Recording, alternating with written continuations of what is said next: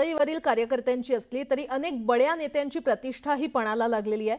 परळीमध्ये मुंडे भाऊ बहीण आणि यांची प्रतिष्ठा खरे तर पणाला लागलेली आहे। त्यानंतर कणकवलीमध्ये राणे बंधू यांच्यासह अनेक मंत्र्यांची प्रतिष्ठा पणाला लागली आहे। जामनेरमध्ये मंत्री गिरीश महाजन यांची प्रतिष्ठा पणाला लागली आहे। इंदापूरमध्ये मंत्री दत्तात्रय भरणे, राहतामध्ये मंत्री राधाकृष्ण विखे पाटील, तर तिकडे शिर्डीमध्ये मंत्री राधाकृष्ण विखे पाटील, संगमनेरमध्ये बाळासाहेब थोरात आणि सत्यजित तांबे, सांगोलामध्ये शहाजी बापू पाटील यांची प्रतिष्ठा पणाला लागलेली आहे। तर कागलमध्ये मोठे मंत्री हसन मुश्रीफ, पाटणमध्ये मंत्री शंभूराज देसाई, सातारामध्ये मंत्री शिवेंद्रराजे भोसले आणि उदयनराजे भोसले, तर म्हसवडमध्ये मंत्री जयकुमार गोरे यांचीही प्रतिष्ठा पणाला लागलेली आहे।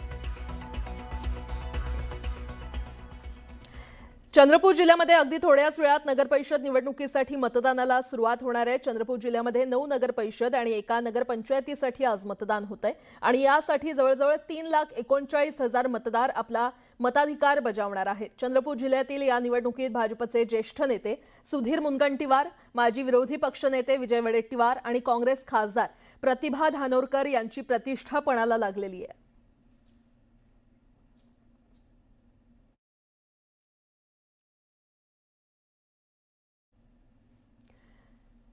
तर जनता नेमकं कुणाला कौल देणार हे उद्या स्पष्ट होईल। 9 नगरपरिषदा आणि 1 नगरपंचायत याच्यासाठी हे निवडणूक होणार आहेत, मतदान होणार आहेत आणि मतदानाची सुरुवात सध्या काही वेळ असलं तरी सध्या आता मॉक पोल सुरू आहेत, मशीना व्यवस्थित सुरू आहे आणि यासाठी तपासण्या सध्या सुरू आहेत।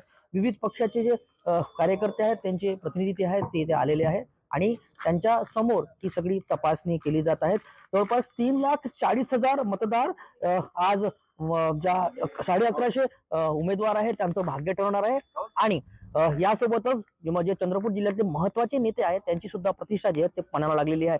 चंद्रपूर जिल्हा म्हटलं गेलं तर विजय वडेट्टीवार, सुधीर मुनगंटीवार आणि प्रतिभा धानोरकर या 3 मोठ्या नेत्यांच्या प्रतिभा पणाला लागल्या आहेत। दर्शक निधीर लोकमत, चंद्रपूर।